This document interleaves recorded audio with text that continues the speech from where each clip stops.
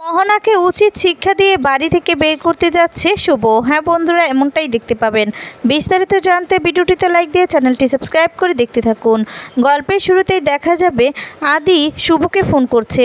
বারবার করে ফোন করায় শুভ তখন বলতে থাকে, আদি তো আমাকে ফোন করছে, এভাবে চলতে থাকলে তো তাহলে আমি ধরা পড়ে যাব, কি করব এখন?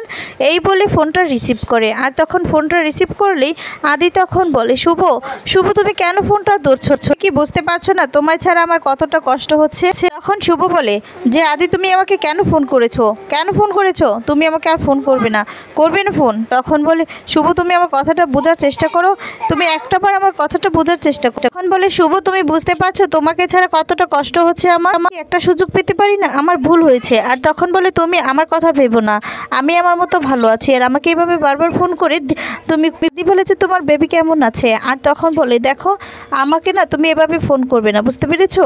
আমার সন্তান কেমন আছে সেটা তোমাকে ভাবতে হবে না, আমি আমাদেরটা দেখতে পারবো, আমাকেই বুঝে নিতে দাও। আর তখন বলে যে, তোমাকে আমি কোনোদিনও ক্ষমা করতে পারবো না আদি, আর তুমি কোনোদিনই ফোন করবে না। কেশবের মাথার দিব্যি রইল। কথাটা বলেই ফোনটা কেটে দেয়। শুভ খুব কষ্ট পায়, কিন্তু কিছু করা থাকে না। এরপর দেখা যাবে আদি নিচে বসে কাঁদতে থাকে আর বলে, তুমি এটা কি দিব্যি দিলে? আর তারপরে দিকে দেখা যাবে ডোনা মোহনাকে শিখিয়ে পড়িয়ে নিচে নিয়ে আসে, যাতে করে কান্নার অভিনয় করে সেবন্তীর মনটা জোগাতে পারে। আর তখন সবাই দেখতে পায় যে মোহনার মনটা খারাপ। তখন পূর্বী গিয়ে বলে যে, তুমি কাঁদছো কেন? তোমার কি হয়েছে? তোমার কি কিছু হয়েছে বলো? আর তখন বলে, আসলে মানুষটা এই বাড়িতে আমার একমাত্র ভরসা, সেই তো আমার দিকটা দেখছে না। আর তখন এই সমস্ত বলে কাঁদতে থাকে। তখন সেবন্তী বলে যে, মোহনা এদিকে আসো। এই বলে মোহনার কাছে যায়। আর তখন বলে, কি হয়েছে বলো? কেউ কি কিছু বলেছে তোমাকে আদ্রিত কিছু বলেছে? এরপর মোহনা আরো কাঁদতে থাকে।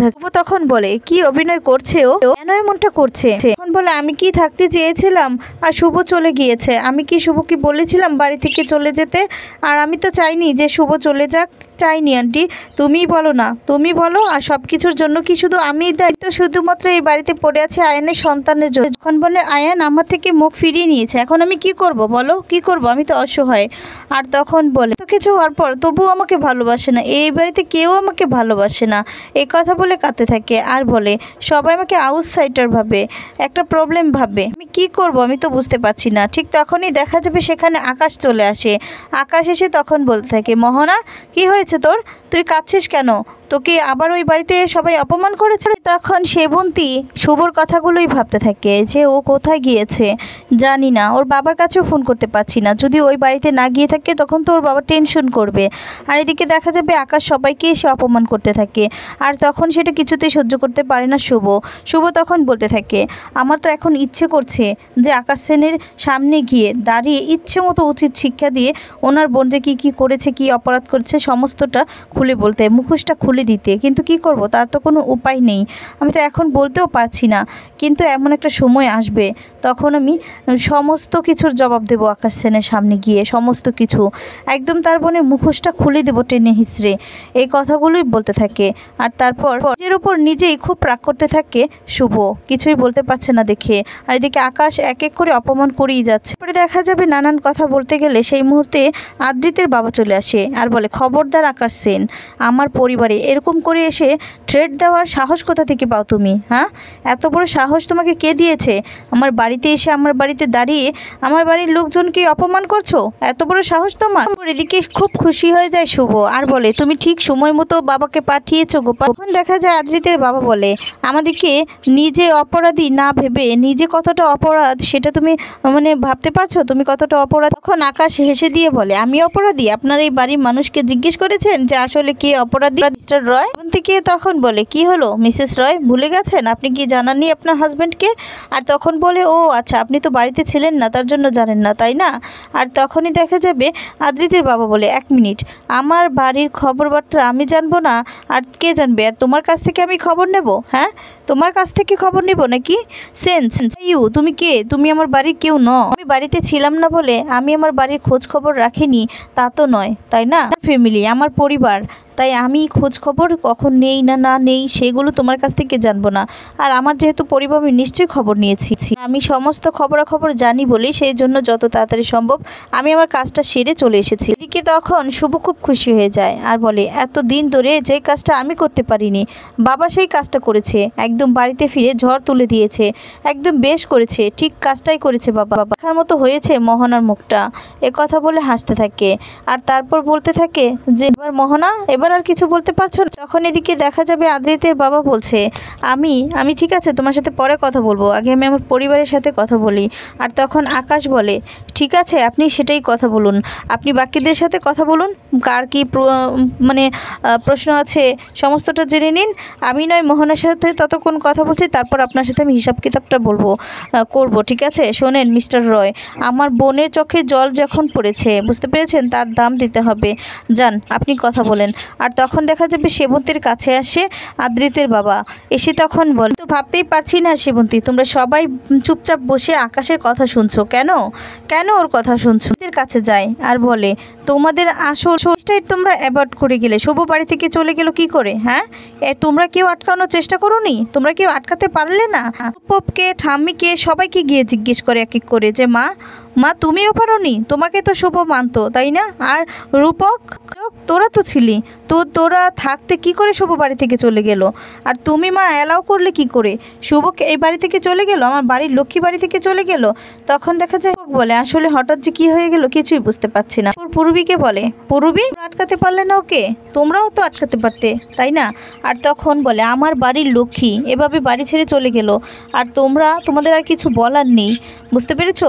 আর কিছু বলার নেই। এদিকে দাদু বলে, মেয়েটা যে কত কষ্টে সব কিছু ছেড়ে চলে গেল এই বাড়ি থেকে, কি বলবো তোকে, আমি চোখের সামনে না দেখলে বুঝতে পারতি না। আর তখন বলে, বাবা তুমি শান্ত হও প্লিজ, তোমার শরীর খারাপ করবে, তুমি এমনটা করো না, আমি তো আছি, আমি দেখছি। বলে, কি স্বার্থপর আমরা, যেই মেয়েটা আমাদের বাড়ির জন্য, আমার ফ্যামিলির জন্য এত কিছু করলো, মেয়েটা সবার জন্য সব কিছু করেছে, আমরা ওকে এভাবে যেতে দিলাম? ও যতকাল পর্যন্ত এই বাড়িতে ছিল, এই বাড়িতে যেদিন থেকে বউ হয়ে এসেছে সেদিন থেকে আমাদের বাড়ির মেয়ে হয়েই ছিল, আমাদের বাড়িটাকে ও আগলে রেখেছে, সবসময় নিজের বাড়ি বলেই মনে করতো। নদিয়ার বাড়িটা সারা বছর শুভ সেটাকে আগলে রাখতো, কেয়ার করতো। আমরা তো শুধুমাত্র বছরে একবার জগদ্ধাত্রী পুজোর সময় গিয়ে পায়ের উপর পা তুলে হই হই করি খালাস, সমস্ত কাজ শুভ একা করতো, নিজের হাতে করতো। তো তোমরা শুভ করে লাফাতে, হ্যাঁ? এখন শুভর কথা কেউ মনে পড়ছে না? কেউ আটকাতে পারলে না? এই বাড়িতে বউ আসার পর থেকে কি না করেছে শুভ আমাদের জন্য, নিজের কথা বলে আমাদের প্রত্যেকটি মেম্বারকে সব সময় প্রায়োরিটি দিয়েছে। বাড়ির প্রত্যেকটা ক্রাইসিসে শুভ সবার আগে গিয়ে এগিয়ে ঝাঁপিয়ে পড়েছে। শুধু তাই নয়, আমাদের সব প্রত্যেকের আপদ বিপদ থেকে বাঁচিয়েছে। আমরা কি প্রতিদান দিলাম সেবন্তী? বলো, এখন বলো তুমি। আদি যখন ছিল না, সবাই যখন আমরা ভেঙে পড়েছিলাম, এখন কি ছিল শুভর কাছে? কি ছিল? তো পারতো কেশবকে নিয়ে নিজের বাবার কাছে চলে যেত, কিন্তু ও তো যায়নি, আমাদের কথা ভেবেই যায়নি। দায় ছিল সবকিছু নিজের বুকে চাপা দিয়ে সবাইকে আগলে রাখতে, এভাবে আমাদের পরিবারের সকলকে সামলে, বিজনেস সামলে এখানে পড়ে থাকার কি দায় বলো তো? আর আমরা এতটাই আজকে অকৃতজ্ঞ যে মেয়েটাকে এভাবে যেতে দিলাম। তখন বলে, বিশ্বাস করো লোক, আমি আটকানোর চেষ্টা করেছিলাম। তখন বলে, পারোনি তো আটকাতে? কেন পারোনি সেটা কি আমাকে বলতে পারবে পূরবী? এদিকে বলে, কি রে রূপক, তুইও পারিসনি? পারলি না তো, তোরা কেউ পারলি না, কেউ আটকাতে পারলি না। আর মা, তুমি তোমার বাড়ির লক্ষ্মীকে তুমি এভাবে চলে যেতে দিলে, তুমিও আটকাতে পারলে না? কি বলে কাঁদতে থাকে আর বলে, সবার সামনে মেয়েটা এভাবে চলে গেলে কেন আটকাতে পারলে না তোমরা? কেন? কোনো উত্তর নেই তোমাদের কাছে, কারো কাছেই কোনো উত্তর নেই। গেলেও না একবার ওকে ফিরিয়ে আনার জন্য। কিরে রিদ্ধি, কিরে তোদেরকে তো অনেক করেছে শুভ, শুভর জন্যই তো তোরা করতে পেরেছিস তাই না রিদ্ধি তুই? আর তখন এদিকে শুভ মনে মনে বলতে থাকে, বাবা এই বাড়িতে কেউ যদি বুঝে থাকে তুমি একমাত্র আমার হয়ে কথা বললে। বাড়িতে তো এমন কেউ ছিল না যে আকাশ সেনের উপর গিয়ে কথা বলতে, কিন্তু তুমি একমাত্র কথা বললে। আর তখন এদিকে রিদ্ধি বলে, আসলে ভেবেছিলাম যে ওদের নিজেদের প্রবলেম নিজেরাই হয়তোবা সলভ করতে পারবে, এই জন্য ওদের মাঝখানে আর ঢুকতে চাইনি। আর এদিকে তখন বলে, আমি সত্যিই ভাবিনি তুমি যেভাবে আমার পক্ষ নিয়ে কথা বলবে বাবা, আমার হয়ে কথা বলবে, এই বলে শুভ কাঁদতে থাকে। আর তারপরে দিকে পূরবী বলতে থাকে, আসলে দাদামণি শুভকে যতটা বড় মনের মনে করুক ততটা তো নয় শুভ, তাই না? আর তখন হাজব্যান্ড একটা ভুল করে ফেলেছিল, সেটাও মেনে নিতে পারেনি, ওই জন্যই বাড়ি থেকে চলে গেছে, এটাই ফ্যাক্ট। আর তখন রূপক বলে, পূরবী কি কথা বলছো বোকার মতো? আর তখন না না এটাই তো ফ্যাক্ট। আর তখন এদিকে বাবা বলে, হ্যাঁ এটাই ফ্যাক্ট, কিন্তু আচ্ছা আজ যদি তোমার হাজব্যান্ড এভাবে একজনকে নিয়ে আসতো আর তার অধিকারটা তাকে দিতে হতো, তুমি কি পারতে আরেকজনকে তোমার অধিকার দিতে? পারতে না তো, তাহলে অন্যের বেলায় কেন? তুমি একবার শুভর জায়গায় তোমাকে বসিয়ে দেখো তো। আর তখন পূরবী কিছুই বলতে পারে না, পূরবীর মুখে একদম ঝামা ঘষে দেয়। আর তারপর দেখা যাবে আকাশ বলতে থাকে, হয়েছে আপনাদের ফ্যামিলি ড্রামা, আমাদের এই কথা আলোচনা, এই ফ্যামিলি ড্রামা এগুলো শোনার জন্য না আমি বসে থাকিনি, বুঝতে পেরেছেন? এখানে এসেছি আমার বোনের চোখের জল যেন না পড়ে, মাত্র আমার বোনের বিষয়, বোনের ভবিষ্যৎ আর বোনের ভালোবাসা। এখন আদির বাবা বলে, নিজের বুকে হাত দিয়ে বলো তো আকাশ, তোমার বোন নিজের ভবিষ্যৎ নিজের হাতে নষ্ট করেনি, শুধু কি আমার ছেলেরই অপরাধ? আমার ছেলে তো তখন সেন্স ছিল না, আমার ছেলে তখন জ্ঞান ছিল না, স্মৃতিশক্তি হারিয়ে গিয়েছিল, তো ওর যেহেতু মনে নেই, যদি মনে থাকতো তাহলে জীবনে এই কাজ করতে পারতো না। কিন্তু তোমার বোন তো একজন ডক্টর, কি মোহনা ঠিক বলছি তো? একজন ডক্টর হয়ে এরকম একটা কাজ করতে, এরকম একটা জঘন্য কাজ করতে তোমার বাধলো না? তুমি কি করে ওর সাথে? এখন মোহনার কিছুই বলতে পারে না, মোহনার মুখে একদম ঝামা ঘষে দেয় আদ্রিতের বাবা। তারপরে দেখা যাবে পরবর্তীতে আপনারা দেখতে পারবেন যে শুভ সমস্ত কিছু প্রমাণ করে একদম মোহনাকে ঘাড় ধাক্কা দিয়ে হাতে টেনে বাড়ি থেকে হেঁচড়ে বের করে দিতে যায়। সবাই সেটা দেখে অবাক হয়ে যায়। আকাশ